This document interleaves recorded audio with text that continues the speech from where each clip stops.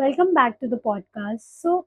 I have been the time I've started practice and I've gone through some of the cases with other clinicians, and I got to know that we all are missing some or other point, like staging and grading, why bleeding gums.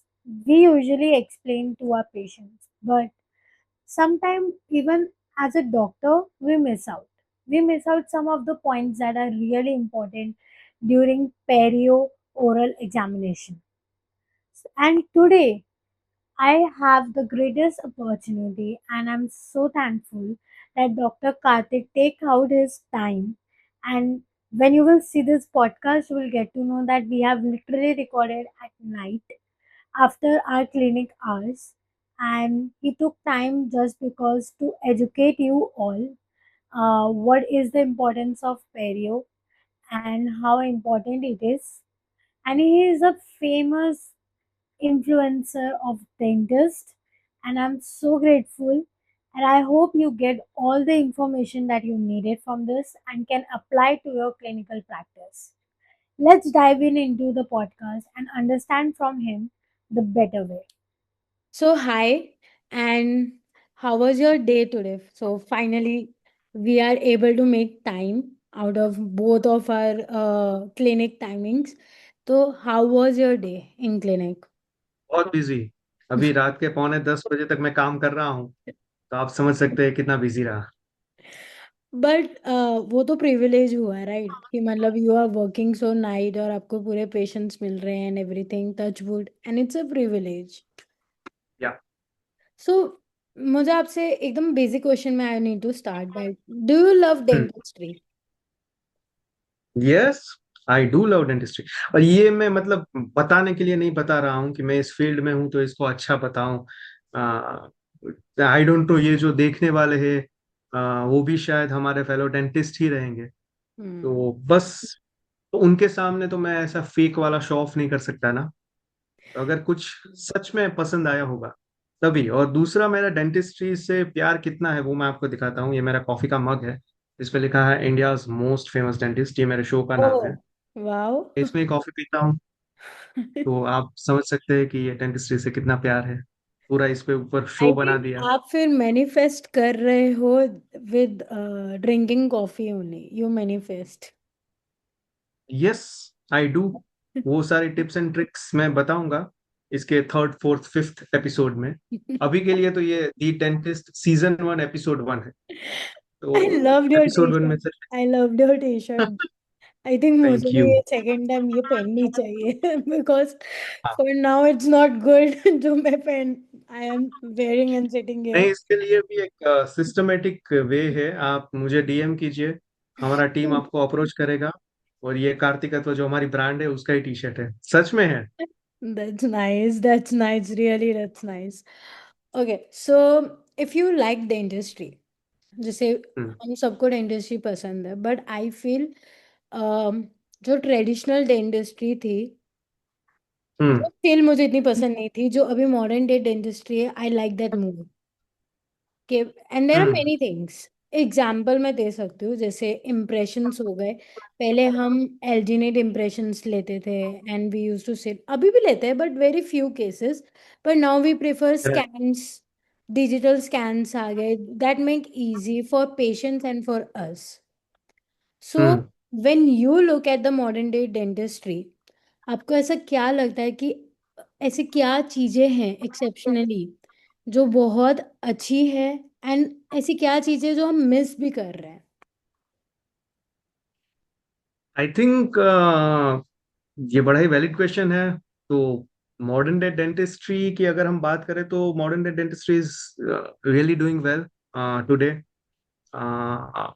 when it comes to technology, when it comes to precision, when it comes to patient comfort, when it comes to predictability।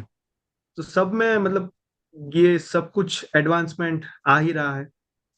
We have, as you rightly said, digital scanners है, hmm CBCT machines आ गए हैं, मैग्निफिकेशंस में इतना advancement है, bio materials है। Implantology की बात करें तो गाइडेड इम्प्लांटोलॉजी है, लेजर्स इतने अच्छे अच्छे हैं। तो so many tools I think genuinely वो डेंटिस्ट्री में एक एक्यूरेसी भी ला रहे हैं और पेशेंट कंफर्ट भी बढ़ा रहे हैं. हम्म. बट व्हाट आई फेल्ट, एक जो मिसिंग चीज मैंने उसमें देखी, वो है क्लैरिटी ऑफ पर्पस. या.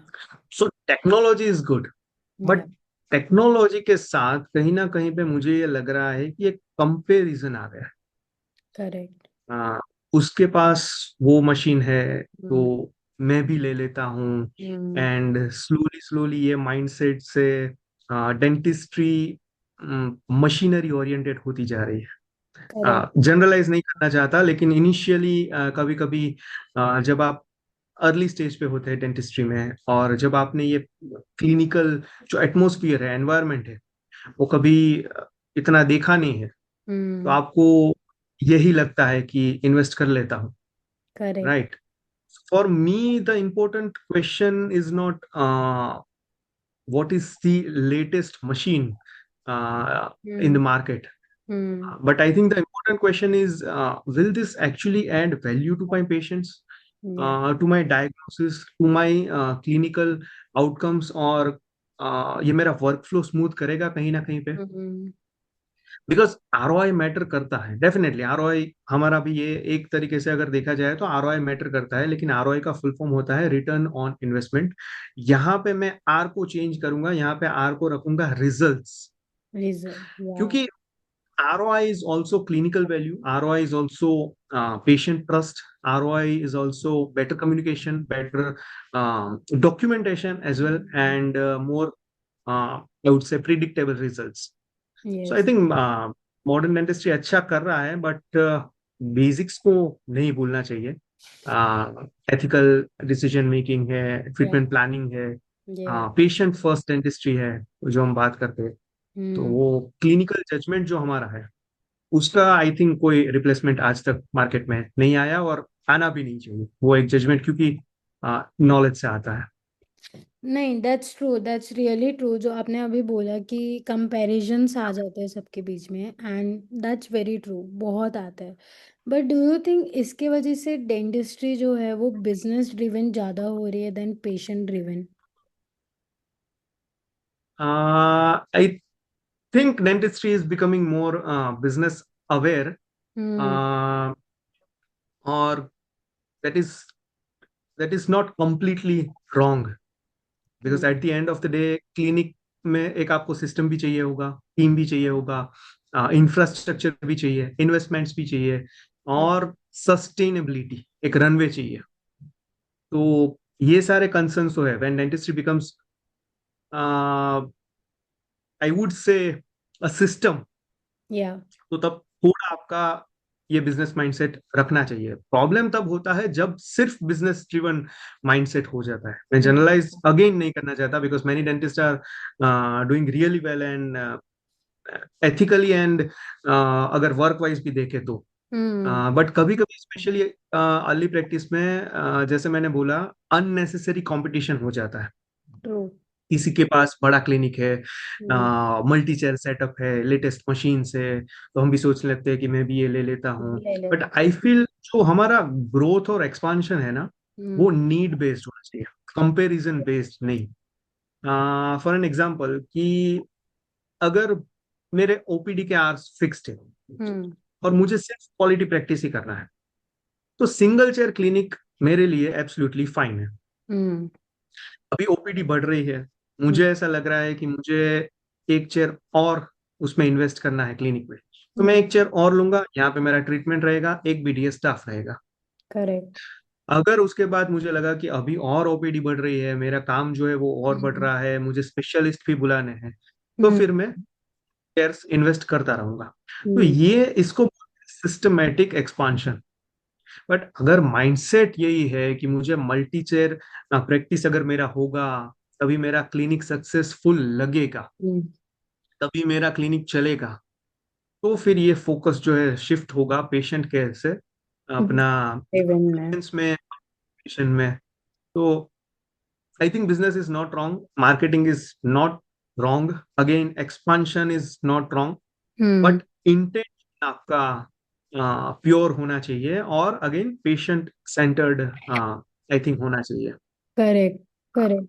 या It's true. मतलब in early young dentist, I can include myself also in that कि we are हम ना actually अपने seniors को देखते हैं, and when right. we see them, we see hmm. a glorious part कि अरे इतने बड़े कर लिए तो इतने patients आ जाएंगे, ये हो जाएगा, वो हो जाएगा, but we forget this कि to reach there they have been through a lot. मतलब वो भी एक सिंगल चेयर से लेके पहले ऑब्जर्वशिप में रह के सिंगल चेयर में जाकर फिर वो इंक्रीज हुआ है। तो we forget the yes. Journey, we just see the glorious कि मतलब चलो उधर हमें भी पहुंचना है, बट उससे पहले हाँ। का क्या। यस। सो प्रोसेस नहीं देख। प्रोसेस नहीं देख रहे, and that's the thing I think कि अगर कोई यंग डेंटिस्ट, मतलब जो भी यंग डेंटिस्ट है, we should see the process other than the glorious part. Yes, you will get that glorious part because it's a byproduct of whatever you do it, but you should yes. maintain your journey and be consistent. So automatically आएगा, मतलब focus उसके ऊपर नहीं होना चाहिए। हम्म, right. Correct. And मुझे ऐसा personally लगता है जितना हम पेशेंट को केयर करेंगे ना, तो पेशेंट खुद ब खुद आपका भी केयर करेगा। Of course. So this how I feel. जितना आई हैव बिन प्रैक्टिसिंग, या मैं जितनी प्रैक्टिस कर रही हूँ, this what I am learning, and this what I was seeing कि मतलब यस, अगर मैं ऐसे जाऊंगी तो मुझे ये भी मिलेगा। So yeah, but in 100%। Clinic I use to see कि बहुत जन ना रूट कैनाल एक्सट्रैक्शंस एंड सबसे बहुत अवेयर है। मतलब आएंगे बोलेंगे मुझे ये पेन है, मुझे रूट कैनाल करना है। Okay, I get it. You know this all. But why? They are not aware of periodontic problems. जबकि ऑल ओवर इंस्टाग्राम ले लो, यूट्यूब्स ले लो, फेसबुक ले लो, सब में ये इंफॉर्मेशन अवेलेबल है that your gums are necessary. अगर आप गम्स का ध्यान नहीं राइट। रखोगे, गम्स आपका ध्यान नहीं रखेगी। तो why is this problem yet in whole world I would I say. Think I think periodontitis is underestimated, hmm, mainly because it is a silent disease. या, इसमें यूजुअली स्टार्टिंग में पेन नहीं होता, हम्म, एंड मोस्ट पेशेंट्स फील कि pen नहीं है तो problem भी नहीं है। प्रॉब्लम भी नहीं, करेक्ट। बट पेरियोडोंटाइटिस का आई वुड से प्रॉब्लम ही यही है, it slowly affects the foundation of the tooth. Hmm, और जो वर्ड है पेरियोडोंटाइटिस, अगर आप देखेंगे पेरीओडोंटोटाइटिस, हम्म, उसका मतलब ही यही है, इन्फ्लेमेशन अराउंड द टूथ। हम्म, लेकिन पेशेंट्स का फोकस मोस्टली टूथ पर ही होता है, जैसे कि कैविटी दिखती है, स्टेन्स दिखते हैं, हम्म, फ्रैक्चर दिखेगा, गैप्स दिखेंगे, क्राउडिंग भी दिखता है। बट जो टूथ के अराउंड सपोर्ट सिस्टम है, गम्स हो गए, हमारे पीडीएल हो गए, हम्म, लिगामेंट हो गया या फिर बोन हो गया, तो वो हम्म, पेशेंट को डायरेक्टली कभी कभी इतना अगर एडवांस स्टेज में नहीं है तो वो दिखता भी नहीं है। Hmm, and I always explain this with very simple and cliched example कि अगर बिल्डिंग बाहर से अच्छी दिख रही है बट उसका फाउंडेशन वीक हो रहा है, तो इनिशियली कुछ भी दिखेगा नहीं, बट स्लोली स्लोली उसके ऊपर क्रैक्स आएंगे, उसका सपोर्ट कम होगा, और एट द एंड वो बिल्डिंग, टूट तो जाएगी। कितना भी बाहर से उसको रिनोवेट करवा लो, उसी तरीके से दांत भी उसी तरीके से काम करेंगे। बाहर से आप कुछ भी उसका अच्छा वाइट जितना हो सके उतना सफेद करवा लो, लेकिन आपका आपका जो फाउंडेशन ही स्ट्रांग नहीं रहेगा, नहीं रहेगा। तो आई डोंट थिंक उसको आप बचा पाएंगे। तो करेक्ट। धीरे धीरे प्रैक्टिस में आते हैं जो पेशेंट्स, तो कभी कभी ये बोलते हैं कि ब्रश करते वक्त सिर्फ ब्लीडिंग होता है, सिर्फ ब्लीडिंग होता है, वो तो इतना कुछ नहीं है। क्यों इतना कुछ नहीं है? अगर आपको हाथ पे कुछ लगा है या बॉडी के किसी भी पार्ट पे कुछ या, लगा है और वहां से ब्लीडिंग होता है, तो हम्म, आप कंसर्न होते हैं, और यहाँ से ब्लीडिंग होता है तो क्यों नहीं? नहीं है। करेक्ट। वो एक बॉडी का एक वे ऑफ सेइंग ही है ना कि that yes, there is an sub inflammation there. Hmm, So I feel periodontitis is underestimated because it is painless in the beginning. या, दूसरा ये है कि वो स्लो है प्रोग्रेशन में। Hmm less visible to patients, hmm and commonly misunderstood ये रह गया है कि वो क्लीनिंग से सिर्फ ठीक हो जाता है. So I think as a periodontist, I feel our responsibility is to explain that oral health is not only, I would say, about white teeth या or cavity-free teeth. Hmm It is about healthy gums and strong bone support as well. Because ultimately, teeth are only as strong as, I would say, the foundation holding them. इसके ऊपर अगर कुछ बातें होगी तो patient शायद seriously लेंगे इस सारी चीजों को. दैट्स ट्रू, जैसे आपने बोला इसके बारे में बातें होगी तो, बट या इसके बारे में बातें तभी होगी जब हम डॉक्टर्स उनको बताएंगे. So what do hmm. You think कि as a doctor what mistake we make कि हम वो डायग्नोस नहीं कर रहे या उनको प्रॉपरली मैनेज नहीं कर रहे हैं? बिकॉज अगर हम ही नहीं बताएंगे तो पेशेंट्स कैसे समझेंगे? सो व्हाट डू यू थिंक कि ऐसा क्या चीजें हैं? कभी कभी ये कंसल्टेशंस में हम अगर देखते हैं तो डायग्नोस तो हो रहा है, सी सबने पढ़ा हुआ है और अब तो इतने अवेयर हो भी गए हैं. तो हम्म डायग्नोस हो रहा है लेकिन थोड़ा कैजुअली डायग्नोसिस हो रहा है. Hmm like patient comes with bleeding gums और डिपॉजिट्स, हम्म मोबिलिटी है, स्पेसिंग है, रिसेशन है. मेनी टाइम्स सिंपली इतना बोल दिया जाता है कि सिर्फ स्केलिंग करना पड़ेगा. करेक्ट. बट पेरियोडोंटाइटिस सिर्फ क्लीनिंग से ठीक नहीं होता है, ऐसा प्रॉब्लम नहीं है. It is a proper disease या एंड उसको प्रॉपर डायग्नोसिस चाहिए. या so we need to check pocket depth, bleeding on probing हो गया, आपका क्लिनिकल अटैचमेंट लॉस हो गया, बोन लॉस हो गया, मोबिलिटी हो गया, फर्कशन इन्वॉल्वमेंट हो गया, रिसेशन हो गया, प्लाक कंट्रोल हो गया, फिर हैबिट्स हो गए, स्मोकिंग हो गया, फिर पेशेंट कंप्लायंस भी इतना ही इम्पोर्टेंट है. Because periodontal treatment is, I think, not only limited to just removing all those plaque and deposit, hmm right? It is always about understanding the disease pattern, also the risk factors, also the long-term prognosis. Hmm I think one more mistake that I have noticed कि सिर्फ OPG पे, sorry, one more mistake that I have notice कि सिर्फ IOPA पे yes हम rely करते हैं. Yes तो ओपीजी अगर हम लेंगे तो कहीं ना कहीं मालूम पड़ेगा कि ये हॉरिजॉन्टल बोन लॉस है, वर्टिकल बोन लॉस कहीं पे हो रहा है, राइट. और दूसरी बात ये है कि सिर्फ रेडियोग्राफ्स पे भी हम रिलाई नहीं कर सकते. करेक्ट. प्रोबिंग डेप्थ भी इतना इम्पोर्टेंट है, पेरियोडोंटल चार्टिंग भी इतना ही इम्पोर्टेंट है. क्योंकि बाहर से तो दांत ठीक ही लगेगा, लेकिन पॉकेट्स कितने डीप होंगे, उसके अराउंड एक्टिव डिसीज कितना है, वो भी हमें देखना पड़ता है, राइट. एक बात ये भी है कि हम पेशेंट को जो भी ट्रीटमेंट हुई है हम्म उसके बाद हम पेशेंट को जितना सीरियसनेस से वो सब कुछ बताना चाहिए पेरियोडोंटाइटिस के अराउंड, हम्म वो नहीं बता.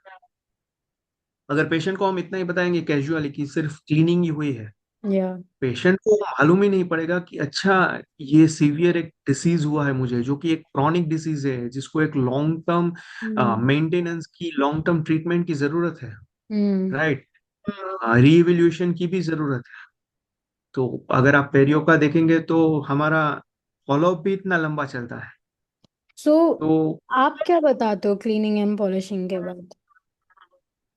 सी अगर आप वो तो मेंटेनेंस के जो स्टेजेस आते हैं उसके ऊपर अगर आप फोकस करेंगे तो हमारा अगर मेंटेनेंस का प्लान आप देखेंगे, स्टार्टिंग फ्रॉम 7 days टू या 28 days to 3 months to 9 months, अभी मैं कौन सी पेरियो प्रोसीजर कर रहा हूँ, whether it is simple scaling and polishing and route planning, या और मैं बोन ग्राफ्टिंग कर रहा हूँ, उसके ऊपर हमारे फॉलोअप्स रहते हैं. तो मैंने जैसे बताया कि ये सारी चीजें हैं, जैसे कि मतलब हर एक चीजों के लिए, जैसे कि क्लिनिकल अटैचमेंट लॉस हो गया हम्म तो उसके लिए if I will be doing any sort of flap surgeries, तो उसके बाद उसका जो मेंटेनेंस प्लान है वो चेंज हो जाएगा.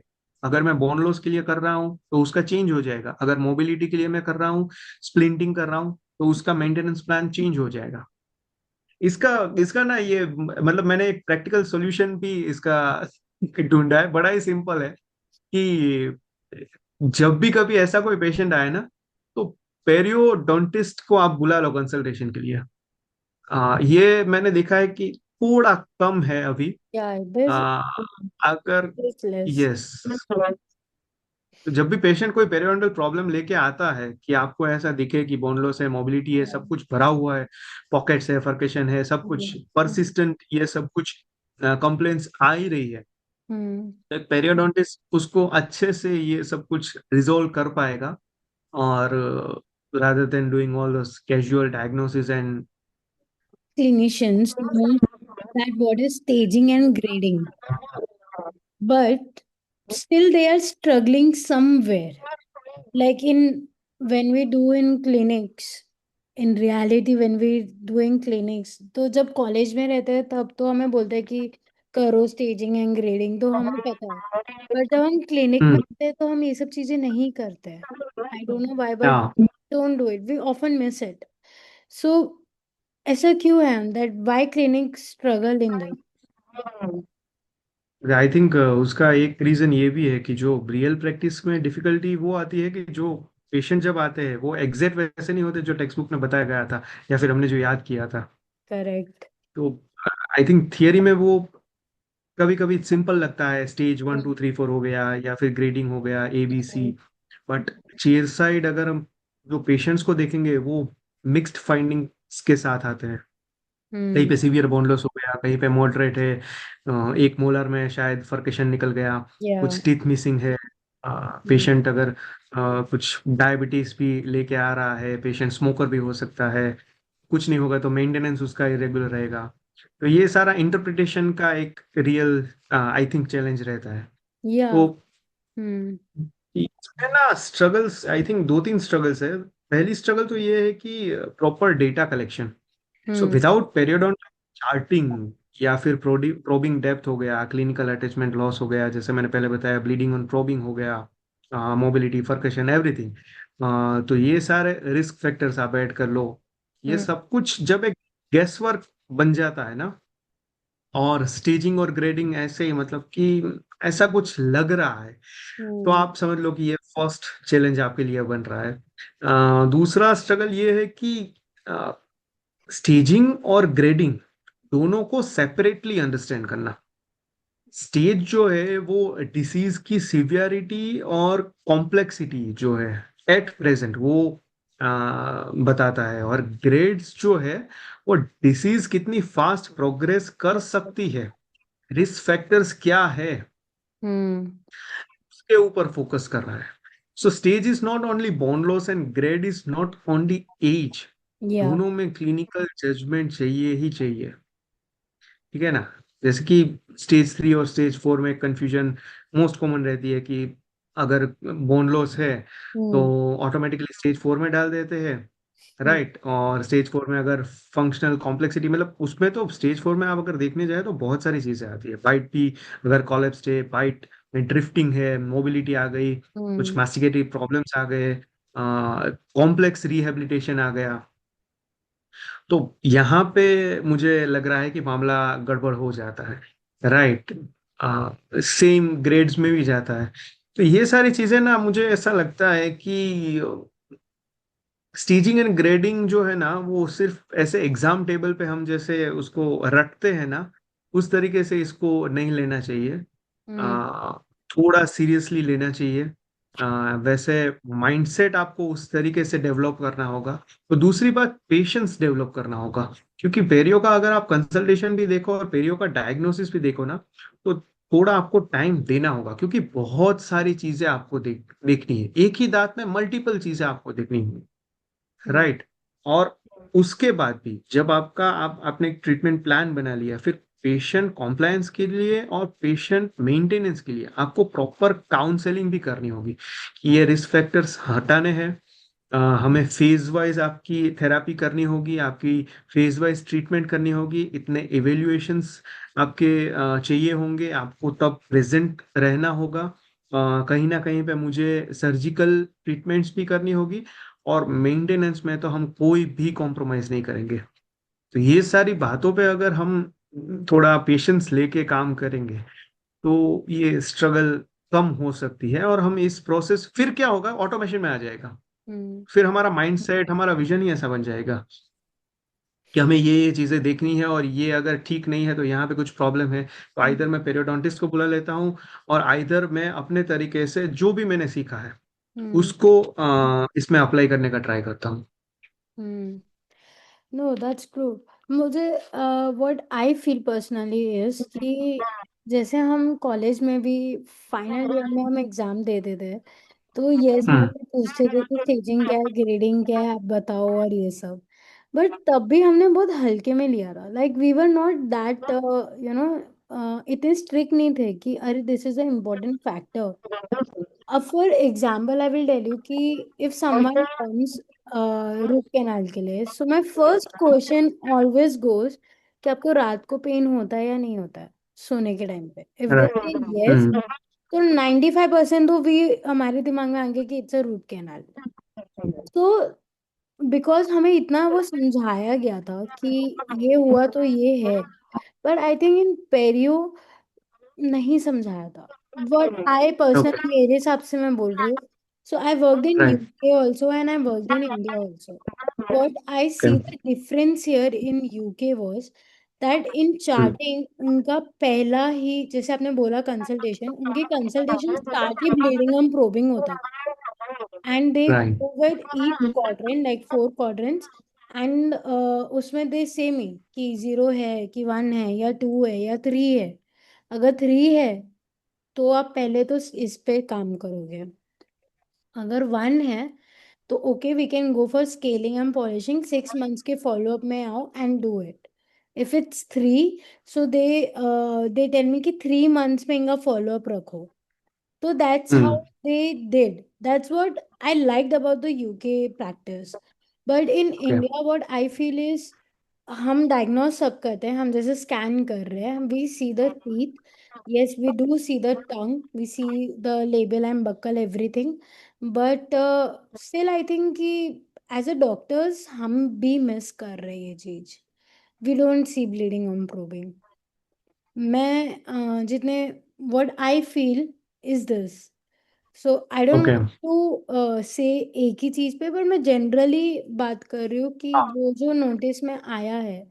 सो my one of the reason about this podcast and why I am focusing on perio is that hmm. First of all you did a masters in it, so obviously आपको उसमें बहुत knowledge है। I don't have that knowledge because hmm. I haven't done the masters in that.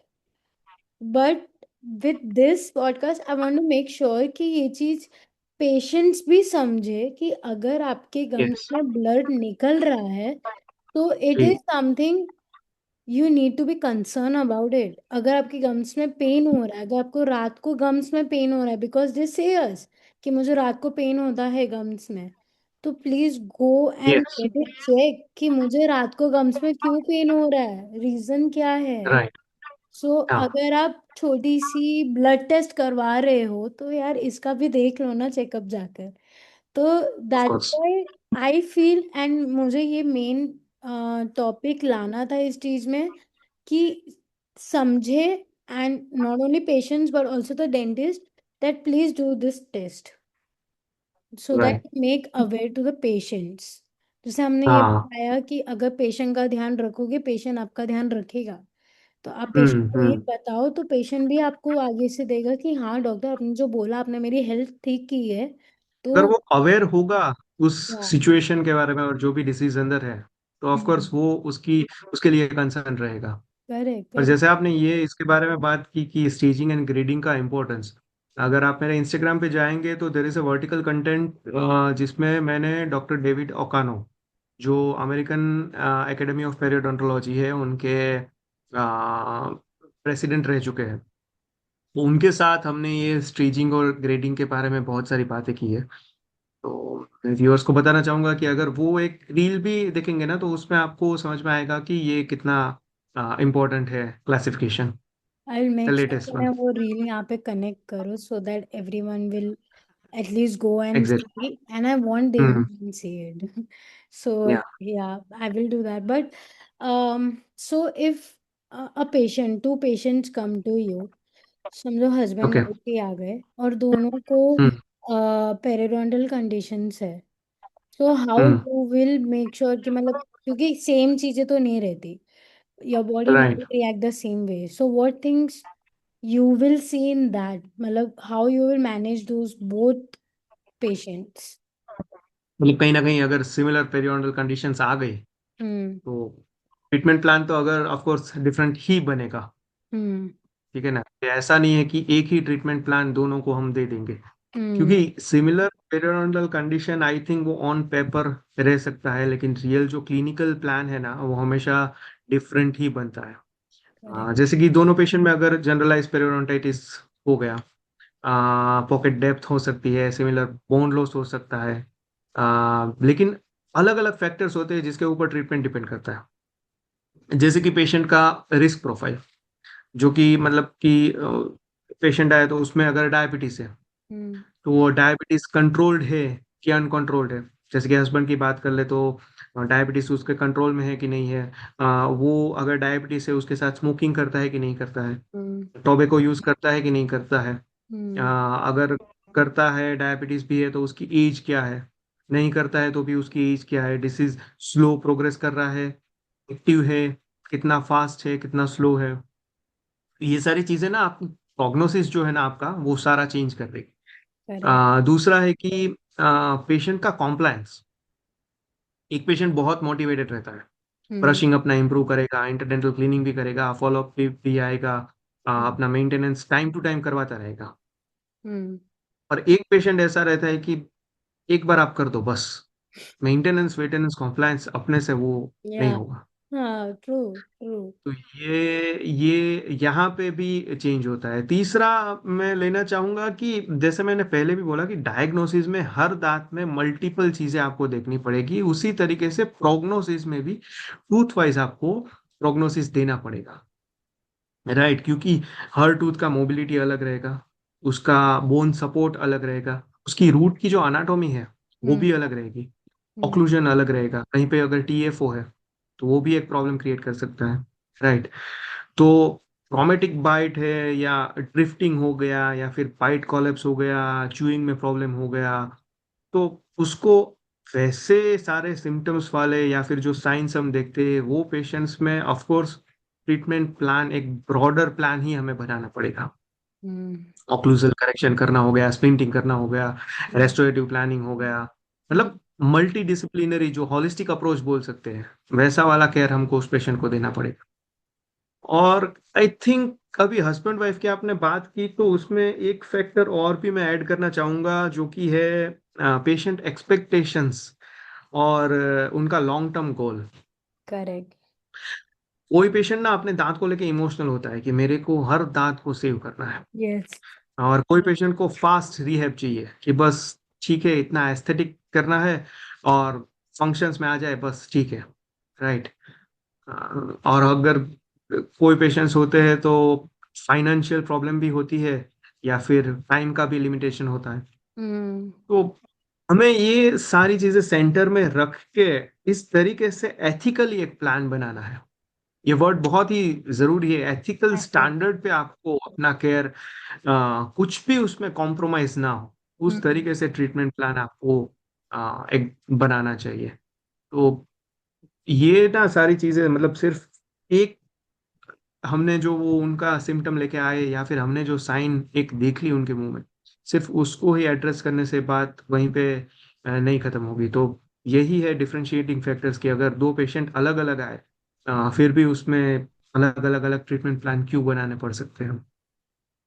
Correct so आपने दो या तीन बार you have mention about कि multiple things are there on your मतलब हम्म। एक साथ में multiple things have we noticed, but hmm. this especially the point is for young dentist कि if you can tell me कि what are the actual things that you noticed, कि मतलब what are the factors या what are the things that we should notice, तो वो क्या है वो आप बता सकते हो? मतलब अगर फैक्टर्स की अगर हम बात करें तो रिस्क फैक्टर्स मेनली आ सकते हैं इसमें। आ, जो पेशेंट्स हमारे यहाँ आते हैं, टॉबैको चूइंग है, हम्म। स्मोकिंग हो गया, हम्म। अगर सिस्टमिक कंडीशंस अगर हम कुछ देखें हम्म। तो डायबिटीज हो गया। आजकल मैं जो पेशेंट्स देखता हूँ उसमें एक मैं प्रोमिनेंट एक हर पेशेंट्स के कंप्लेन में ये वर्ड सुनता आ रहा हूँ जो कि है स्ट्रेस। पेशेंट को भी नहीं पता कि वो अफेक्ट कर रहा है, लेकिन बातों बातों में ऐसे ही मैं बातें करता रहता हूँ, कहीं ना कहीं पे आपको मालूम पड़ जाएगा कि स्ट्रेस है इनकी लाइफ में। तो तो दैट स्ट्रेस वो भी वाला affect word, I am sorry मैं आपको बीच में I am interfering, but this is the correct point that you told me. क्योंकि बहुत सारे पेशेंट्स ना रात को जॉब करते हैं। मतलब मैंने राइट। मैंने यहाँ की नहीं, हमारा मॉर्निंग में नहीं है, रात को है। एंड व्हेन वी आस्क कि रात को क्या जॉब है, तो मोस्टली जैसे कि बाहर की कंपनीज है, तो that's why the time zone difference के वजह से है। तो we get it. But if you can say me कि वो स्ट्रेस द मेन थिंग कैसे आप पता लगा सकते हो? व्हाट आई फील इज एट्रीजन्स हो गए। It is a one thing कि आप बता सकते हो कि ये प्रॉब्लम में है। एंड समटाइम जब उनका प्लाक बहुत ज़्यादा डिपॉजिट्स होने लग जाता है, that time I can say कि वो रात को च्यू करे, बिकॉज उनको रात को ना खाने की आदत लग जाती है, भूख लग जाती है। Obviously when your mind works you you get hungry. तो उनके वजह हम्म। से रहता है। So what are your things कि आप पता लगा लेते हो कि उनको स्ट्रेस से प्रॉब्लम है ऐसे? पहले तो ये मतलब उनके हाइजीन पे पहले तो असर रहता ही है। करेक्ट। तो पुअर ओरल हाइजीन, हम्म। मतलब इंसान की लाइफ में अगर कुछ और इम्पोर्टेंट चल रहा है हम्म। तो कहीं ना कहीं उसका day to day routine change होगा ही। तो हम्म। इसके ऊपर से आप सी पेशेंट्स जब भी आते हैं ना, ऐसा नहीं है कि सिर्फ आपको मुंह देख के ही पता चलता है। उनका आप चलने का तरीका, उनका बात करने का तरीका, उनका अटायर। पेशेंट ऐसे ही टी शर्ट डाल के कुछ भी पहन के मतलब ऐसे ही आ गया, कपड़े बड़े नीट एंड क्लीन नहीं है, मतलब आप समझ सकते हैं कि, और उस पेशेंट को अगर आपने पहले भी ओपीडी में देखा है तो आप कहीं ना कहीं ऐसे अंदाज लगा पाएंगे कि इसकी लाइफ में कुछ और चल रहा है। और चल रहा है। अटेंटिव उतना नहीं होता। उसके साथ जो लोग आए हैं उनके साथ अभी कब आप बात करके पूछ सकते हैं। दूसरी बात जो मैंने देखी है, वो एक आपको ट्रस्ट डेवलप होने के बाद ही पेशेंट धीरे धीरे बताते हैं। बाकी जो यंग पेशेंट होते हैं वो थोड़ा उनको खराब लगता है वो बताने में, लेकिन उनका वो हैबिट डेवलप हो जाता है। करेक्ट। तो कोई ना कोई आपको हैबिट मालूम पड़ जाएगा कि आपने अभी, और वो बताएगा अभी कि कब से मैंने स्टार्ट किया है, क्यों स्टार्ट किया है, लेकिन उसके पहले आपको एक लंबा कॉन्वर्सेशन करना पड़ेगा। आपको उनको बहुत सारी और बातों में ले जाना पड़ेगा कि ये ऐसा है वैसा है। फिर उनका स्लीप पैटर्न डिस्टर्ब हो गया होगा, हम्म। उनके फेस के ऊपर से आप क्लियरली बता पाएंगे। उनका डाइट डिस्टर्ब हो गया होगा। कभी कभी आप ये भी बता सकते हैं कि आ, वो बीमार ज्यादा पड़ रहे हैं तो इम्यूनिटी में भी कहीं प्रॉब्लम्स आ रहे होंगे। आई हम्म। थिंक ये सारे प्रॉब्लम्स आपको इनडायरेक्टली कहीं ना कहीं पेशेंट्स से और उनके जो एक्सपीरियंस से ये चेंजेस तो है। तो पहले तो ये you will have to figure out, उसके बाद हम क्लिनिकल साइंस एंड सिम्टम्स में जा सकते हैं। हम्म। तो कभी आप उनका काम आप क्या कर रहे हैं, ये सारी हमें चीजें बताई जाती है ना जब हम हिस्ट्री लेते हैं तो ये पूछो, लेकिन हमें ऐसा लगता है कि वो पांच चीजें तो ऐसे ही नाम लिख दो, एज लिख दो, हाँ, लेकिन वो करेक्ट। बहुत मैटर। यस। एड्रेस लिख दो, ठीक है, कितनी बार आता है, एड्रेस भी कितना मैटर करता है। किसी के घर का सिचुएशन ऐसा होगा कि 2 बार से ज्यादा घर से बाहर भी नहीं निकलने देंगे। हम हम्म। फॉलो अप रखते हैं तो इन लिटरल सेंस उनके घर से भी फोन आता है कि वहीं पे ही आते हैं ना पेशेंट। तो ये सारी चीजें आपको कंसीडर करनी होगी आपके ट्रीटमेंट प्लान में कि ये जो मेरे सामने अभी बैठे हैं वो 2 बार से ज्यादा नहीं आने वाले हैं। I hmm. Will have to to proper counselling उस पेशेंट का। उनके जो घर से आए उनको भी मुझे सब कुछ ये सीरियसनेस बताना पड़ेगा कि क्या क्या कॉन्सिक्वेंसेस आ सकते हैं अगर ये ट्रीटमेंट या फिर ये मेंटेनेंस प्लान हमने नहीं किया तो। ये सारे फैक्टर्स मतलब ये ना सब कुछ लिखा गया है, लेकिन आई थिंक एक एक्सपीरियंस के बाद ही हम में वो मैच्योरिटी आती है, जब हम ये सारी चीजें समझ पाते हैं कि अच्छा ऐसा ऐसा भी लाइफ में होता है, ये सारी बातें भी हमें ध्यान में रखनी पड़ती है, तो रखनी पड़ेगी। बिकॉज एट द एंड आप कोई भी पोजीशन पे है, डॉक्टर तो है, लेकिन आप डील तो ह्यूमन से कर रहे हैं ना, आप भी ह्यूमन है, वो भी ह्यूमन है, एक्चुअली वो वो ह्यूमन टू ह्यूमन। तो बहुत ज्यादा ही आपने एक बहुत ज्यादा ऐसा पॉइंट बोल दिया ना जो मैं भी सोचने में लग गई फॉर 2 मिनट्स की हाँ। Address thing. जो मेरे ख्याल से जब एड्रेस का आता था, व्हाट आई फील, हमेशा मुझे फील होता था वाज द फ्लोराइड कंटेंट। कि मतलब हम्म, वो कौन से जगह हाँ, पे है तो उनका क्या फ्लोराइड है। पानी आई कैसा आ रहा है रिमेम्बर द आपका वहां पे। Community dentistry right now. तो मुझे वो याद आ गया। बट मुझे ये नहीं राइट। पता था कि ये भी मैटर करता है, इसके लिए भी हम एड्रेस पूछ। बहुत बहुत वाओ, रियली। मतलब यही बात है ना कि आपको मतलब ग्राउंड लेवल रियलिटी, और वो तभी मालूम पड़ेगी जब आप एक्चुअल में ग्राउंड में उतर जाएंगे।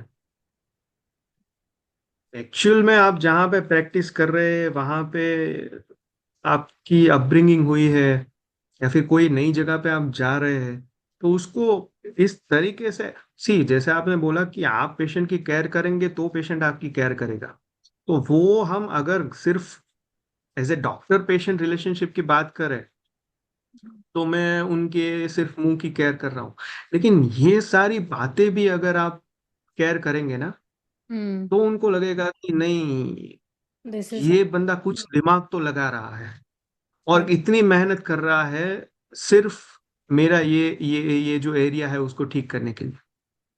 करेक्ट। राइट। क्योंकि पेशेंट के लिए तो वो सिर्फ एक बॉडी पार्ट ही हो गया, हमारे लिए दांत पूरी हमारी एक दुनिया है। दुनिया है। लेकिन तभी आप वो एक अपना वैल्यू क्रिएट कर पाएंगे उनके सामने। हम्म। राइट।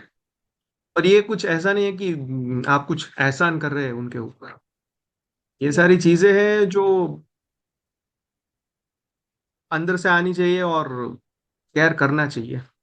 इसके लिए आपको अवेयर होना चाहिए, हर बात में आप ऐसा नहीं कर सकते कि मैं फाइनेंसिस में ही अपना रिटर्न देखूंगा। ये सारी चीजें बहुत जरूरी है। या। ऐसा भी होना चाहिए कि मैंने किसी का टाइम बचा लिया, मैंने किसी का ये छोटा सा एक प्रॉब्लम सॉल्व कर दिया। राइट। हम्म। आपके लिए वो 15 मिनट से ज्यादा का काम नहीं होगा, लेकिन उसके लिए जैसे ये शुरुआत के पॉडकास्ट में ही आपने बोला, while preparing for all this my episodes, मेरा ध्यान कहीं ना कहीं एक लेयर में आया होगा कि चलो स्टूडेंट को इस तरीके से मैं हेल्प करूंगा। लेकिन हम्म। जैसे आपने अपना वो सिवियरिटी बताया, तो उतना तो मैंने भी कभी नहीं सोचा होगा कि अच्छा इस तरीके से मेरे ख्याल किसी के पास पहुंचेंगे और इस तरीके से हेल्प करेंगे।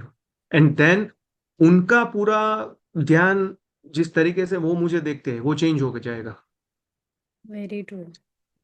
तो आई फिर थिंक क्या होता है ना, वो आप वो फैमिली डॉक्टर का जो टैग होता है ना, उस तरीके से फैमिली डेंटिस्ट का भी एक टैग लग जाएगा। यस। और आई थिंक कि जब हम बोलते हैं ना कि अगर कोई पेशेंट आपके इधर से स्माइल करके जा रहा है, दैट मीन्स यू हैव हाँ। Done something. हम्म। बहुत सारे पेशेंट ना फियर लेकर आते हैं, and we hmm. Should be the one जो उनको फियरलेस भेजे। यस। ऐसे सिर्फ बच्चों में नहीं होना चाहिए कि अरे बच्चे आए स्टिकर दिया खुश हो गए। बड़ों का sticker, what I feel is, उनको सुन लो। यस। आप 15 मिनट सुनो, वो आपको पूरी लाइफ थैंक यू बोलेंगे। बोलते हैं बोलते हैं। बोलते हैं। Correct. Yes, this is something बहुत डीप वाली बात थी ये। जो अगर कोई कंसंट्रेट करके सुने, इट इज द, बोलते हैं ना कि पूरे एक लाइट डोज में एक हेवी पार्ट रहता है। दिस वाज समथिंग हाँ। really the heavy part. So yeah. So अगर जैसे हमने बहुत सारी बातें की कि पेशेंट के लिए क्या क्या फैक्टर्स डिपेंड करते हैं, कि यस मतलब पेशेंट को आपने मना लिया, आपने खुश कर लिया, आपने उसको सुन लिया, आपने उसकी सारी प्रॉब्लम सॉल्व कर ली and everything.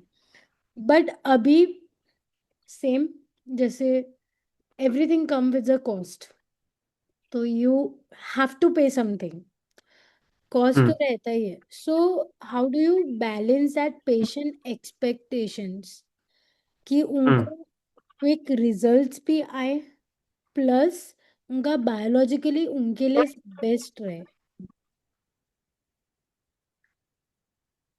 I think patient की इसमें ना एक्सपेक्टेशंस को लाइटली नहीं लेना चाहिए। हम्म। उनकी जो आपने जैसे बताया ना, पेशेंट्स की बातें तो वो कभी कभी अनरिजनेबल नहीं होती। वो हम्म। सिर्फ कभी कभी पेशेंट ना एंग्शियस होता है, हम्म। किसी की वेडिंग में भी जाना है, ट्रैवल में भी जाना है, या फिर ऑफिस में कुछ कमिटमेंट करेक्ट। है, मुझे सोशल फंक्शन में जाना है तो एस्थेटिक कंसर्न है, राइट। या फिर लॉन्ग टर्म ट्रीटमेंट कुछ नहीं चाहिए, कुछ फटाफट कर दो। करेक्ट। जैसे हमने बोला उसका एक ही सोल्यूशन है, first you will have to listen. मैं तो सुनता हूँ 15-15 मिनट, 20-20 मिनट तक सुनते ही रहता हूँ, हाँ बोलो आप क्या। क्योंकि तब ही आप पहले अंदर क्लियर होंगे कि वो लेके क्या आए। हम्म। पहले से ही नाम, no this is not possible, नहीं वो शब्द ही नहीं आने चाहिए, हम्म। राइट। ये हो गया, उसके बाद मैं समझता हूँ कि it is my responsibility to explain what is biologically possible and possible. What is not. Hmm. Dentistry मतलब सिर्फ फास्ट रिजल्ट दे देता हूँ उसके बारे में नहीं है। Hmm. I think dentistry is about giving a healthy, stable and I would say maintainable result. Correct. तो फॉर एन एग्जांपल कि अगर पेशेंट एक आ गया कि मुझे इमीडिएट टीथ चाहिए, इम्प्लांट चाहिए, या फिर कुछ क्विक स्माइल करेक्शन चाहिए, हम्म। तो कभी कभी तो आप जैसे जानते हैं कि पॉसिबल होता है। हम्म। लेकिन अगर अगर हम पेरियो के साइड से देखेंगे कि एक्टिव इन्फेक्शन हो गया, बोन सपोर्ट पुअर है, या फिर डायबिटीज अनकंट्रोल्ड है, हम्म। हैबिट्स भी लगे हुए हैं, पुअर हाइजीन जैसे हमने बताया वो भी नहीं है, या फिर बाइट स्टेबल नहीं है, सब कुछ है, हम्म। तो फिर बाद में जाके उनकी लाइफ में बिगर प्रॉब्लम्स आ सकती है। करेक्ट। तो उसमें ना मैं दो तीन चीजें इसमें सेंटर में रखता हूँ, राइट। कि फर्स्ट जो है तो वो क्लियर डायग्नोसिस होगा, हम्म। एक्चुअल प्रॉब्लम हो कहाँ पे रही है। हम्म। सेकंड है कि हमेशा मैंने बोला कि मेरा एक लंबा ट्रीटमेंट चलता है, तो मैं पूरा रियलिस्टिक एक टाइमलाइन देता हूँ। हम्म। ये होगा, ये होगा, उसके बाद ये होगा, उसके बाद ये होगा। और हम्म। वो समझाने के लिए मैं फेज वाइज सॉल्यूशन देता हूँ कि फर्स्ट फेज में ये करते हैं, फिर ये करते हैं, फिर ये करते हैं। तो अगर ये सारी चीजों पे हम फोकस करेंगे ना, तो पेशेंट को भी ये थोड़ा कहीं पे सामने रीजनेबल लगेगा कि करेक्ट। नहीं, ये टाइम लेके मुझे अपना बायोलॉजिकल हीलिंग टाइम भी बता रहा है कि हम्म। अच्छा हीलिंग में इतना, तो उनको भी क्या है कि कहीं पे बाहर जाके भी वो बता सकता है कि ये रीजंस की वजह से मुझे बताया। और दूसरी बात, अगर आपकी बात में थोड़ी सी भी डेप्थ होगी, और अगर पेशेंट को ऐसा लगा कि नहीं ये कुछ ऐसी बात कर रहा है जो कि मैं अगर गूगल करूंगा और मतलब स्टैंडर्ड अच्छे से किसी आर्टिकल में भी पढ़ूंगा, और हम्म। वो बात मैच हो रही है, तो भी उसका नजरिया चेंज होगा कि नहीं ये बताया था। तो डॉक्टर साहब ने ऐसे ही नहीं बोला कि अभी 5-6 दिन अपॉइंटमेंट्स नहीं है तो 7वें दिन की दे दो, वो 7th डे कुछ रीजन के लिए बताया, बन की वजह से बताया। राइट। तो ये सारी चीजें मतलब बायोलॉजिकली और एथिकली जैसे आपने बोला, तो दोनों में बैलेंस करने के लिए अ, इस तरीके से काम करना पड़ता है। करेक्ट। आपने जो अभी 7 डेज का बोला ना, इट्स वेरी ट्रू। अगर हम डॉक्टर्स अगर पेशेंट्स को हम जैसे बोलते हैं कि 7 डे फॉलोअप पे आपको आना है, दे थिंक पता नहीं क्यों आना है, जस्ट मिलने आना है कि ठीक है अभी उनको, बट उनको अगर हम ये बताएं कि हम 7 डेज क्यों बोल रहे हैं, तो शायद वो ज़्यादा समझेंगे एंड उसके वजह से ट्रस्ट बिल्डअप होगा, ट्रस्ट एंड यस। ट्रांसपेरेंसी आएगी, जिसकी वजह से which is very necessary in our field. So, yeah, that's what I think it's very important. Mm. Yes. So, what advice you want to give to any young dentist? आपके with your experience that एक young dentist के लिए जो constantly ये worry करता है कि अगर हम क्लिनिक खोल लेते हैं, पेशेंट्स ऐसा तो नहीं क्लिनिक खोले और second day you have a patient, so hmm patients नहीं हैं, so they worry about everything, like we told about the, हमने जो आगे बात की कि इन्वेस्टमेंट्स होते हैं एंड पेशेंट फ्लो का trust and everything, so what you will advise to a young dentist? यही है कि सी अर्निंग्स के बारे में अगर आप सोच रहे हैं हम्म। तो कुछ गलत नहीं सोच रहे हैं, right? It is completely normal. Dentistry में इयर्स ऑफ एजुकेशन आपने किया है, इन्वेस्टमेंट किया है, इतनी हार्ड वर्क आपने किया है, एंड आपकी भी एक रिस्पॉन्सिबिलिटी थी जो आपने निभाई है, और अब आपको फाइनेंशियली स्टेबल बनना है, तो हम्म। ये सारे ख्याल आपको आ रहे हैं दिमाग में, तो वो नॉर्मल है, पहले तो ये एक बात समझ लो। But hmm. प्रॉब्लम क्या होती है कि जब ये फर्स्ट कॉल बन जाता है, स्किल्स बाद में आती है, कॉन्फिडेंस, कम्युनिकेशन, क्लिनिकल जजमेंट वो बैकसीट में आ जाते हैं, और फर्स्ट अर्निंग आ जाता है। करेक्ट। अर्ली ईयर्स में कहीं ना ये क्वेश्चन ये नहीं होना चाहिए कि मैं ज्यादा कब कमाऊंगा, हम्म। राइट? क्वेश्चन ये होना चाहिए कि क्या मैं ऐसा डेंटिस्ट बन रहा हूँ जिसको पेशेंट ट्रस्ट कर सकते हैं। बिकॉज सी, मनी डेंटिस्ट्री में ट्रस्ट के बाद ही आते हैं, करेक्ट। और ट्रस्ट आपका कब बनेगा? जब आप रिजल्ट देंगे, और हम्म। रिजल्ट आप तभी दे पाएंगे जब आपका डायग्नोसिस प्रॉपर होगा, आपका कम्युनिकेशन ऑनेस्ट होगा, ऑल्सो आपका ट्रीटमेंट कंफर्टेबल होना चाहिए, हम्म। आपका जो वर्क प्लेस है वो क्लीन होना चाहिए, मेटिकुलस। हम्म। ऑल्सो पेशेंट को एक बिफोर एंड आफ्टर दिखाना है तो आपके पास एक डॉक्यूमेंटेशन होना चाहिए, आपके फॉलोअप्स होने चाहिए, और eight the and most important आपका बिहेवियर एथिकल होना चाहिए। ट्रू। तो मेरे पास जो भी मतलब ऐसे जूनियर्स वगैरह आते हैं, स्टूडेंट्स आते हैं, मैं उनको आ, चार चीजें याद रखने को बोलता हूँ। फर्स्ट, कि अपने बेसिक्स को स्ट्रॉन्ग करो। हम्म। वो डायग्नोसिस हो गया, रेस्टोरेशन हो गए, एक्सट्रैक्शन हो गया, पेरियो का इवोल्यूशन हो गया, स्केलिंग हो गया, ट्रीटमेंट प्लानिंग हो गया, ये सारी जैसे हमने हिस्ट्री भी बोला, इन सारी चीजों को कभी अंडर एस्टिमेट मत करो। ये सारा आपका एक फाउंडेशन ही बन रहा है, और वही आपको आगे जाके कॉन्फिडेंस देगा। हम्म। सेकंड जो चीज है मोस्ट इंपॉर्टेंट, कम्युनिकेशन इंप्रूव करो। ट्रीटमेंट तो इंपॉर्टेंट है ही, बट ट्रीटमेंट समझाना उतना ही इंपॉर्टेंट है। Very true. पेशेंट को डिसीज है, क्या डिसीज है, ऑप्शंस क्या है, कॉस्ट कितना लगेगा, टाइम कितना लगेगा, उसमें रिस्क क्या आ सकते हैं, मेंटेनेंस कितना लगेगा, इसके बेनिफिट्स क्या है, और ये सारी बातों को सिंपल लैंग्वेज में ये हम्म। भी समझाना सीखो। यस। थर्ड है सिस्टम्स बनाओ। हम्म। क्लिनिक स्मॉल है लेकिन ऑर्गेनाइज्ड है, हम्म। अपॉइंटमेंट का सिस्टम है, हम्म। स्टरिलाइजेशन का सिस्टम है, हम्म। रिकॉर्ड्स मेरे मेंटेन हो रहे हैं, फॉलोअप्स मेरे पास लिखे हुए हैं, किसको कब बुलाना है, और पेशेंट एक्सपीरियंस के लिए मैंने ये सारी चीजें रखी है। करेक्ट। इतना आप करोगे तो आपका ट्रस्ट धीरे धीरे पेशेंट के दिमाग में बनेगा। एंड फोर्थ, जो आज के टाइम में बहुत इंपॉर्टेंट है, कंपैरिजन मत करो। किसी के पास बड़ा क्लिनिक है, मल्टी चेयर सेटअप है, लेटेस्ट मशीन है, सोशल मीडिया पे विजिबिलिटी है, आपकी जर्नी में आप कहाँ पे हो बस वो देखो। आपकी जर्नी नीड बेस्ड ही होनी चाहिए, प्रेशर बेस्ड नहीं। करेक्ट। वरना आप अभी जैसे देखा, वो आपकी पुअर ओरल हाइजीन हो जाएगी, स्ट्रेस में आ जाओगे आप। Yes.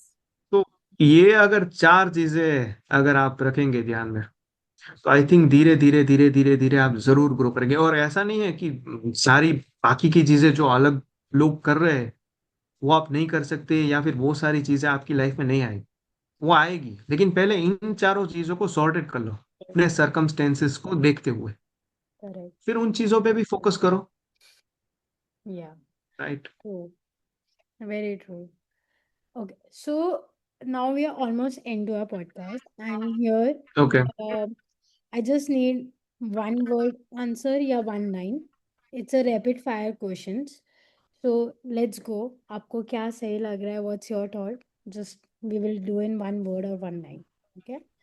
So prevention or treatment? Prevention. Natural tooth treatment और तो डैमेज रिपेयर करता है ना। ट्रू, नेचुरल टूथ और इम्प्लांट, नेचुरल टूथ। स्किल्स और टेक्नोलॉजी, स्किल्स। टेक्नोलॉजी स्किल्स को एनहेंस करेगी, हम्म, लेकिन रिप्लेस नहीं कर सकती स्किल्स। सक्सेस और fulfilment, fulfilment. India's most famous dentist. Fulfilment, काम करो जिसमें मजा आए, संतोष, सेटिस्फेक्शन आए, वो करो। और अंदर से पीसफुल जो आपको रखे ना, वो करो। वेरी ट्रू, डिसिप्लिन और motivation, discipline. One habit every dentist should develop, पढ़ो, इंक्विजिटिव रहो, क्यूरियस रहो। मैं आपको बताना चाहता हूँ, आपने बोला है मुझे एक ही लाइन में बोलना है लेकिन मुझे याद आया। See what I use to do. मुझे कहीं ना कहीं ये, आपकी सिर्फ 2 मिनट पे लूंगा। ये जब मैं पॉडकास्ट बना रहा था, तो सब पूछ रहे थे कि ये आइडियाज कहाँ से आ रहे हैं। तो क्यूरियोसिटी है ना, वो आपके अंदर ही रहती है। वो कोई भी आपको ऐसे ही ना ही सिखा सकता है, ना ही आपको कोई बाहर से आके एक सा सर्टिफिकेट देगा या फिर एक सा थप्पा लगाएगा। तो और क्यूरियोसिटी के लिए आपको क्या करना होगा, थोड़ी कुछ बातें करनी होगी। आपके जूनियर्स हो गए, आपके सीनियर्स हो गए, और थोड़ी आंखें खुली रखनी होगी। और बातें मतलब मैं ये नहीं बोल रहा हूँ कि इंसान से ही बातें करो, किताबों से भी बातें करो। इतने सारे यूट्यूब चैनल्स, अच्छे अच्छे इंस्टाग्राम पे चैनल से, यूट्यूब पे चैनल से देखो, वहां पे क्या बातें हो रही है। आपको पर्सनली कहीं पे जाके बात, आपका नेचर इंट्रोवर्ट है तो वहां पे जाके बात करने की भी जरूरत नहीं है। वहां से सुनोगे तो भी आप में अंदर एक क्यूरियोसिटी बिल्ड होगी। या वेरी ट्रू, तो आई थिंक एक हैबिट ये भी रहेगी कि क्यूरियस तो रहो, साथ में ये सारी चीजों को एक्सप्लोर भी करो। यस, सो तो वन नए नए आइडियाज आएंगे। क्या? So one book that change your perspective, perio की बुक बोलूं? पेरियो की तो सारी किताबें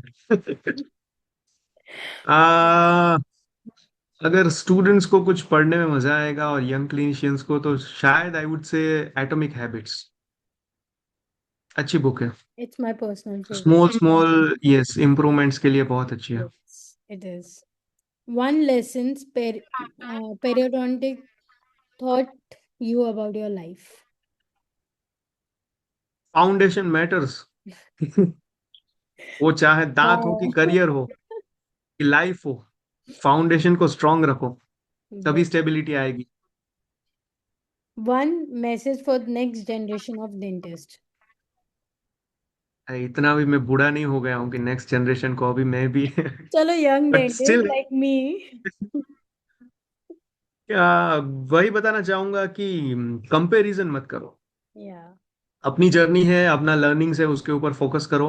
अपने बेसिक्स को स्ट्रांग रखो, एथिक्स के साथ कॉम्प्रोमाइज कभी मत करो, मत करो। पेशेंस के साथ अच्छे से कम्युनिकेट करो, and the most important, consistency से काम करते रहो। तो डेंटिस्ट्री आपको, डेंटिस्ट्री या लाइफ का कोई भी एस्पेक्ट आपको और आपकी सिंसियरिटी को ओवर टाइम रिवॉर्ड करेगा ही करेगा। True. So हमने हमारा स्टार्ट में आज जो कि how was your day and you told me कि अगर समझ लो मैं 9:45 तक काम कर रहा हूँ तो मतलब मैं थका, it's been a busy day. So ऐसी क्या हैबिट आपने आपकी जर्नी में लाई that you have reach to this point? मतलब डे टू डे में यस।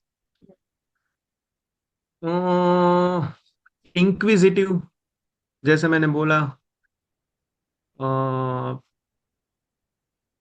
एक टाइम था जब मैं थोड़ा ना ये कम क्यूरियस हो गया था। फिर मुझे ऐसा लगा कि नहीं, ये ना कंटिन्यू करने जैसी हैबिट है। हम्म। और इंक्विजिटिव, अभी किसी को लगा कि इंक्विजिटिव हैबिट में कैसे मतलब ट्रांसफॉर्म कर सकते हैं, इसको हैबिट कैसे बना सकते हैं। तो इसका हैबिट एक ही है कि थोड़ा आपको अवेयर रहना पड़ेगा। ट्रू। आंख कान को खुला रखो, लोगों को देखो, उनकी जर्नीज को देखो। जैसे मैं पॉडकास्ट में भी वही एक्सप्लोर करता रहता हूँ अपने। उनके डिसीजंस को देखो, वो करेक्ट। चाहे सक्सेस हो या फेलियर्स हो, कुछ भी है देखो। आज के टाइम में जो ज्यादा इंपॉर्टेंट है वो है पेशेंस को डेवलप करना। तो उनके आप स्ट्रगल्स देख, पीपल, देयर जर्नीज, मैं पॉडकास्ट पे भी वही बात करता हूँ, उनके डिसीजंस को देखता हूँ, उनकी स्ट्रगल्स को देखता हूँ, सक्सेस वाली स्टोरीज हो गई या फेलियर्स वाली हो गई, कुछ भी हो गई। हम्म। स्ट्रगल स्टोरी जब आप सुनते हैं ना तो एक पेशेंस डेवलप होता है। और पेशेंस कैसे, जैसे कि आप मेरा एपिसोड नंबर आई थिंक 3 और 4 देखेंगे ना मेरे पॉडकास्ट पे, तो हम्म। उसमें डॉक्टर चंदा राणा का एपिसोड है। चंदा राणा सर का डेंटल म्यूजियम है वडोदरा में। और वो आई थिंक इंडिया का फर्स्ट डेंटल म्यूजियम है। और अभी तो उसको कुछ और भी उपलब्धि प्राप्त हुई है। अभी हम्म। कुछ एशिया का भी हुआ है, क्योंकि उन्होंने कुछ रोबोट्स वगैरह लाए। वाओ। तो उनकी जर्नी 40 साल की रही, सिर्फ वो कलेक्ट ही करते रहे सारी चीजें। और उसके बाद उन्होंने एज ए म्यूजियम लोगों के सामने रखा। तो ये सारी जर्नी जब हम देखते हैं ना कि इतने सालों तक लोग सिर्फ अपना काम काम काम काम काम करते रहते हैं, और जरा भी उनके दिमाग में ये नहीं होता कि ये करने के बाद मुझे रिकग्निशन मिलेगा हम्म। या फिर मुझे कोई ऐसे रिटर्न मिल जाएगा किसी भी तरीके से। हम्म। तो इससे हमें एक पेशेंस का बहुत ही अच्छा लेसन मिलता है। और दूसरा है कि उनका एक थिंकिंग प्रोसेस भी आपको जानने को मिलता है। मैंने एक एपिसोड है हमारा डॉक्टर संदेश मायकर के साथ भी। तो मैंने वही उनको पूछा था कि डेंटिस्ट आप बन गए, फिर आज इतने सक्सेसफुल वो डेंटिस्ट है, तो वहां तक उनकी पहुंचने की वो जर्नी क्या थी, वो माइंडसेट क्या था उनका। उन्होंने वही बोला कि जो मेरी लाइफ में आया मैं इजीली एक्सेप्ट करता गया। तो मैं जो स्टूडेंट्स को भी बोलता हूँ ना, जब भी ये पेशेंस की बात आती है ना, मैं स्टूडेंट्स को और मेरी लाइफ में भी मैं वही फंडा रखता हूँ कि पेशेंस मतलब क्या है। हम्म। पेशेंस मतलब वो नहीं है कि बस ऐसे बैठे रहो, पेशेंस रख रहा हूँ, सबको दिखा रहा हूँ आई एम पेशेंट। पेशेंस मतलब क्या है कि एक्सेप्ट करो, हम्म। देखो समझो और एक्सेप्ट करो कि ये सिचुएशन मेरे आसपास अभी बन रही है। मेरे हम्म। आसपास का जो एनवायरनमेंट है मुझे हम्म। सपोर्ट नहीं कर रहा है। मेरे आसपास कुछ लोग भी ऐसे हैं, ठीक है ना, तो वो अभी फेवरेबल सिचुएशन नहीं है। तो अभी मैं रुक जाता हूँ, या फिर मुझे 2 स्टेप पीछे लेने पड़े तो मैं ले लेता हूँ। हम्म। लेकिन उसके बाद जब आपका टाइम आए तो फिर आप 10x एनर्जी से आगे बढ़ सकते हैं। लेकिन तब जो आपने वो शांति से आप बैठे रहे, समझने के बाद, एक्सेप्ट करने के बाद, उसको आई थिंक मैं पेशेंस बोलता हूँ। एनीवेज, पेशेंस का सवाल नहीं था, सवाल था इंक्विजिटिव रहने का। तो बस यही था कि उस टाइम पे जब मेरा ये पोस्ट ग्रेजुएशन चल रहा था, तो बहुत ही मैं क्यूरियस रहता था। हम्म। क्योंकि धीरे धीरे क्या होता है कि पोस्ट ग्रेजुएशन में आपका सर्कल छोटा होता जा रहा है, आपके साथ पीजीज मतलब थोड़े कुछ लोग ही रहते हैं, या फिर सब अपने में लगे रहते हैं। हम्म। तो कुछ ही चीजें थी जो जो मेरे साथ रही, ऐसी ऐसे ऐसे स्पीकर्स जिनके साथ मैं कॉन्फ्रेंसेस बहुत अटेंड करता था। हम्म। तो ये सारे स्पीकर्स के साथ जो बातचीत होती रहती थी वो, और जो किताबें मैं पढ़ता रहता था, मैं अदर सब्जेक्ट्स की भी किताबें उतनी पढ़ता था। ऑर्थो हो गया, एंडो हो गया, लाइब्रेरी में जा जाके जब भी सर्जरी से टाइम मिलता था, मेरा एक ही फेवरेट पास टाइम था कि लाइब्रेरी में जाओ, किताबें खोलो और पढ़ो। तो बस उसके ऊपर ही मतलब, और ये धीरे धीरे धीरे धीरे करके ये अवेयर होने की ये हैबिट डाल दी। तो वाओ। यही है। Really wow. मतलब कोई अगर सर्जरीज के बाद पढ़ रहा है दैट्स द बिग हाँ, थिंग आई वुड से। वो भी दूसरे सब्जेक्ट्स जिसके या कल वाइवा नहीं होने नहीं होने वाला। That's nice. ओके सो वाले। अभी पेशेंट्स के बाद बहुत ऑप्शंस हैं। ओके मतलब हाँ। इट्स नॉट कि हम we just have one dentist, ऐसा नहीं है, we have many dentist. Hmm, but ऐसी क्या हम्म। क्वालिटीज आई वुड से आप में ऐसी क्या चीज है कि पेशेंट चूज यू?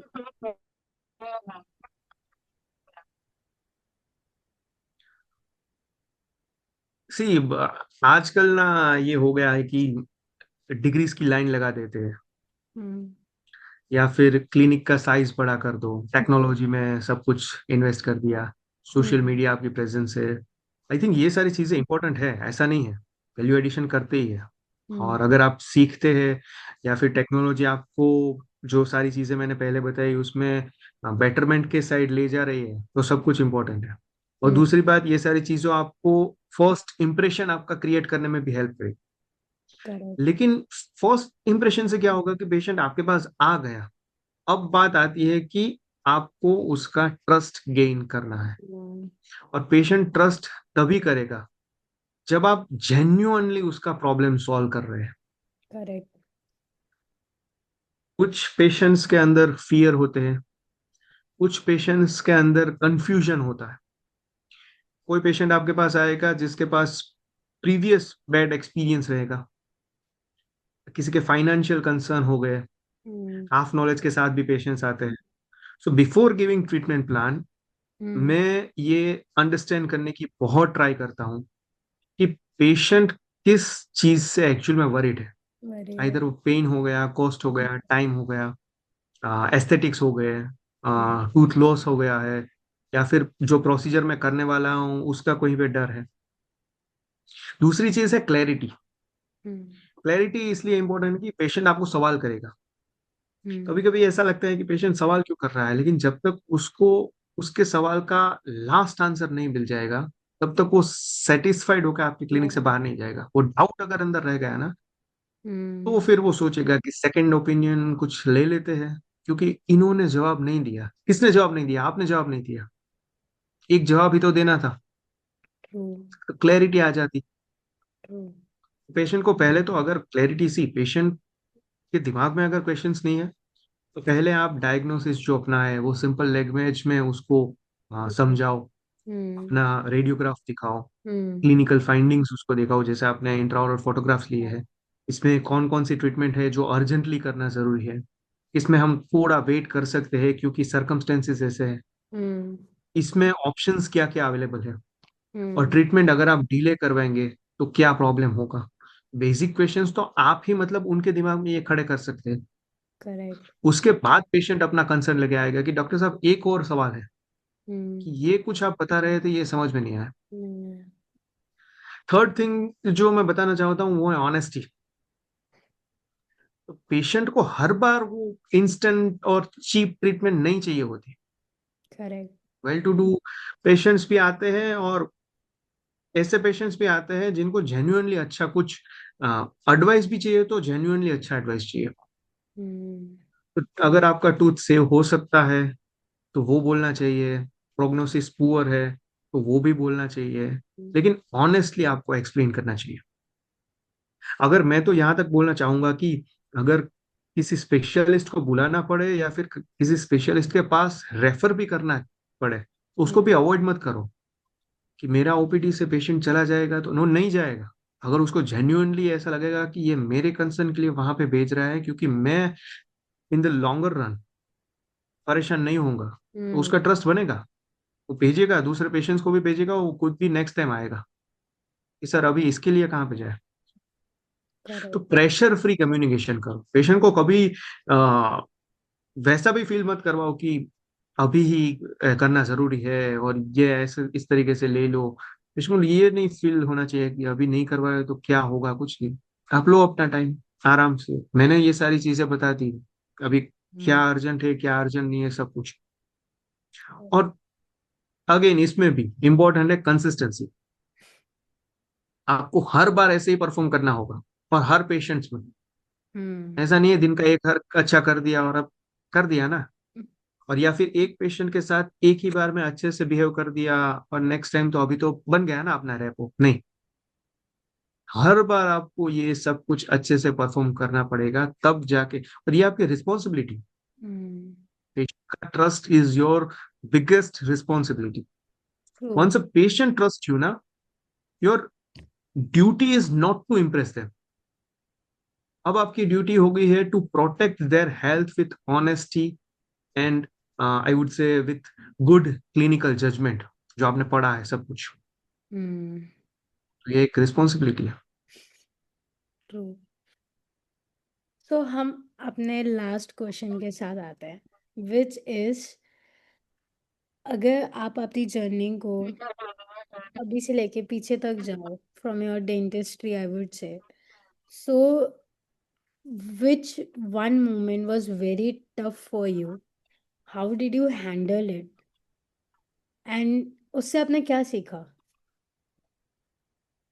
इसी टफ मोमेंट कोई एक तो नहीं था, क्योंकि मैं ये समझता हूँ कि हम जो बनते हैं हम्म। वो लाइफ के कोई एक इंसिडेंस से नहीं बनते। और वो जो इंसिडेंस आपकी लाइफ में आया होगा वो भी आपकी पास्ट लाइफ में कुछ ऐसा हुआ है, पास्ट लाइफ मतलब इसी लाइफ में क्या है? पहले के जो फेज में कुछ ऐसा हुआ है हम्म। जिसकी वजह से आप उस सिचुएशन में आ गए, हम्म। और उस सिचुएशन से अभी आप नेक्स्ट सिचुएशन में आए। तो आप इवॉल्व कंटिन्यूअसली करते रहते हैं। लेकिन अप्स एंड डाउन्स तो I think professional journey journey में आते ही रहते हैं, तो पर्टिकुलर फेज को पॉइंट आउट करके मैं नहीं बोलना चाहूंगा, लेकिन हाँ कभी कभी, जैसे मैंने ये पेशेंट्स के एग्जांपल से बताया कि कभी कभी चीजें वर्कआउट नहीं करती थी। हम्म। मेहनत भी करते हैं लेकिन सरकमस्टेंसेस ऐसे फेवरेबल नहीं थे, हम्म। कुछ लोग आपका मतलब वो फेवरेबल नहीं होते। आप हम्म। मेहनत कर रहे हैं लेकिन रिजल्ट्स आपको इमीडिएटली नहीं मिलते। करेक्ट। तो इससे मतलब यही सीखा है कि पेशेंस, अगेन पेशेंस रखो। और सिर्फ आपने जो सोचा है कि अगर ये होगा तो ही मैं फॉरवर्ड मूव कर रहा हूँ, ऐसा नहीं होता। आप बाहर की सोशल लाइफ में या फिर सोशल मीडिया पे आपको ऐसा लग रहा है कि मैं ग्रो हो रहा हूँ तभी मैं ग्रो हो रहा हूँ, ऐसा नहीं है। हम्म। या फिर सोसाइटी का थप्पा मुझ पे लग रहा है तो ही मैं ग्रो हो रहा हूँ, ऐसा भी नहीं है। यू हैव टू फोकस कि आ, मुझ में कुछ चेंजेस हुए हैं कि नहीं, मेरा देखने का नजरिया चेंज हुआ है कि नहीं। मैं अब सिचुएशन को कैसे हैंडल करता हूँ, जैसे आपने बोला कि आपने उस सारी चीजों को हैंडल कैसे किया, मतलब मैं यही सोचता हूँ कि उस टाइम पे गिव अप ना करके, उस टाइम का सही यूज करके किस तरीके से आज हम यहाँ पे पहुंचे, बस इसी बीच यही जर्नी है। इसको हम अगर देख लें कि यही मेरा प्रोग्रेस है, बाहर का प्रोग्रेस तो होता रहेगा, और उसका बाहर का प्रोग्रेस का कोई लिमिट नहीं है, मतलब उसके ऊपर आपका कंट्रोल नहीं है। अंदर से आप पीसफुल है, सेटिस्फाइड है, आ, आपके अंदर एनर्जी है, आपके अंदर क्लैरिटी है, आपके अंदर मैच्योरिटी है, और आपने वो सारे डिफिकल्ट फेजेस को पास कर लिया है। तो अब आपके अंदर सब कुछ आ गया है, पेशेंस भी है, ऑब्जर्वेशन भी है, रेजिलियंस भी एक डेवलप हो गया है। और हम्म। क्या चाहिए? तो हाउ, कॉन्फिडेंस आता है। आप कैसे अपना, अगर कोई मोमेंट जो आपको सैड कर रहा है, तो how do you handle that? वही ना, समझो सैड कर रहा है, पहले तो ये हुआ क्या है सब कुछ, हम्म। उसमें से सैड कर रहा है तो क्यों कर रहा है, मेरी अंडरस्टैंडिंग की वजह से मुझे सैड कर रहा है, हम्म। मुझे कोई किस तरीके से देखेगा ये सोच के मैं सैड हो रहा हूँ, कि एक्चुअल में मेरी लाइफ कहीं पे रुइन हो रही है। हम्म। ये जैसे जैसे जैसे डीपर लेयर में जाएंगे तो आपको समझ में आएगा। फिर उसी तरीके से उसी लेयर्स में आपको सॉल्यूशंस ढूंढने हैं, इमोशंस। कि ये लेयर से ऊपर गया, यहाँ पे मुझे सॉल्यूशन मिल रहा है, फिर यहाँ पे मिल रहा है, फिर यहाँ पे मिल रहा है, फिर अंदर अंदर अंदर अंदर अंदर बहुत जाना पड़े। आई थिंक उसके लिए तो एक और पॉडकास्ट करना पड़ेगा हमें, थिंकिंग प्रोसेस पे, मेरी थिंकिंग प्रोसेस पे। आई थिंक वो वाला बहुत चलेगा, but because everyone is facing, it's not like मैं या आप ऐसे कोई फेस कर रहे हैं, ये हर कोई फेस कर रहा है। अगर कोई बहुत बड़े लेवल पे है वो भी, और जो स्टार्ट कर रहा है वो भी, और जो मीडियम पे है वो भी। सो या, that is something that everyone is facing. Observation and awareness yes. जितना आप बढ़ाएंगे, ये क्यों हो रहा है, क्या हो रहा है, और जो हमें लेयर्स, जो एक चश्मे हमने फिल्टर्स यहाँ पे लगा लिया है ना, ये ऐसा ही होना चाहिए, इनकी नजरों में ऐसा होना चाहिए, इतना कुछ नहीं है, क्यों इतना प्रेशर लेके घूमना। कुछ कुछ सैडनेस तो हमें मालूम ही नहीं है कि मैं खुद सैड हूं, कि मुझे बताया गया है कि इस सिचुएशन में सैड रहना होता है, इसीलिए मैं सैड हूँ। True true true. नहीं, बात तो सही है। ओके। आई थिंक ये वाला जो पॉडकास्ट था ना, वो हेवी भी था और लाइट भी था और मजेदार भी था। तो थ्री इन वन था ये वाला। So it was really great, thank you so much. And thank you really to take your time out. I know मैंने आपको बहुत परेशान किया है। When can we do, when can we do. नहीं, वो मैं अभी इस पॉइंट पे आने वाला था कि मुझसे बातें करवा लो, बातें तो होती रहेगी मुझसे, मतलब क्योंकि हमारा जो शो का मेरे जो शो का गाना है ना, वो बातों पे ही है, कि दांतों की बातें। तो वो इस तरीके से है कि आओ बातें करें दांतों की, मेरे सब सवालों की, मेरे सारे डाउट्स और मेरे सब ख्यालों की, आओ करें बातें दांतों की। ऐसा गाना है, आप यूट्यूब पे Did you सर्च करना मेरा। आपने ये सोचा है ये वाला? मैंने लिखा है और कंपोज भी मैंने किया है। वाह। वाह। सिंगर वगैरह सब कुछ, म्यूजिक अरेंजमेंट मैंने बाहर से करवाया है, लेकिन पूरा ये मैंने लिखा है। Very impressive it is, yeah. Yes, Really, thank it's you. very impressive. So yes, thank you so much, but seriously to take your time out.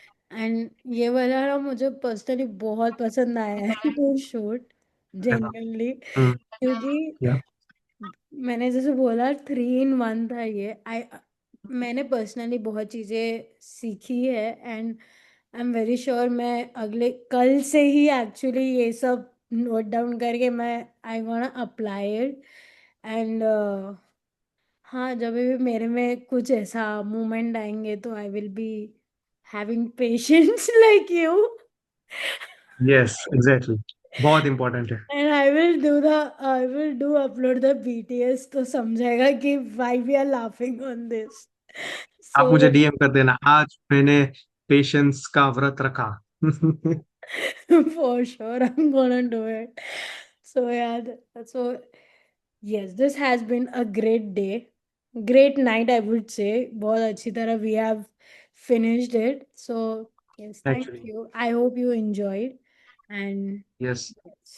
I did. And thank you इतने अच्छे सवाल पूछने के लिए और पेरियो के बारे में बात करने के लिए। And I am always happy कि डेंटिस्ट्री के अपलिफ्टमेंट के लिए कहीं पे अगर बातें हो रही है